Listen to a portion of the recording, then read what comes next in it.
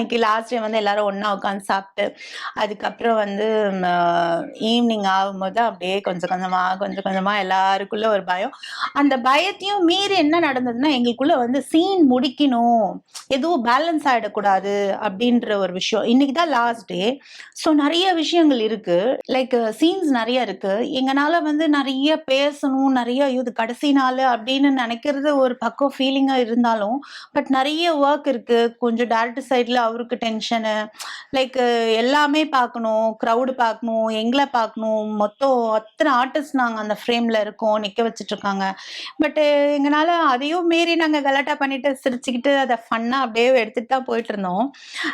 அதான் நான் என்ன என்ன சொல்ல வந்தேன்னா, லைக் ஒர்க் கொஞ்சம் ப்ரெஷர் அதிகமா இருந்ததுனால, நெறைய சீன்ஸ் இருந்ததுனால, ஓகே. ஷார்ட்ஸ் நெறைய இருந்ததுனால, எல்லாருக்குமே க்ளோஸ் அப்ஸ் எல்லாருக்குமே அதெல்லாம் இருக்கனால எங்கனால கொஞ்சம் சரியா இது பண்ணிக்க முடியல. பட் இருந்தும் நாங்க வந்து அப்பப்போ கேப்ல எதனா காமெடி பண்ணிக்கிறது, சிரிச்சுக்கிறது, ஃபன் பண்ணிக்கிறது எல்லாம் பண்ணிக்கிட்டே தான் இருந்தோம்.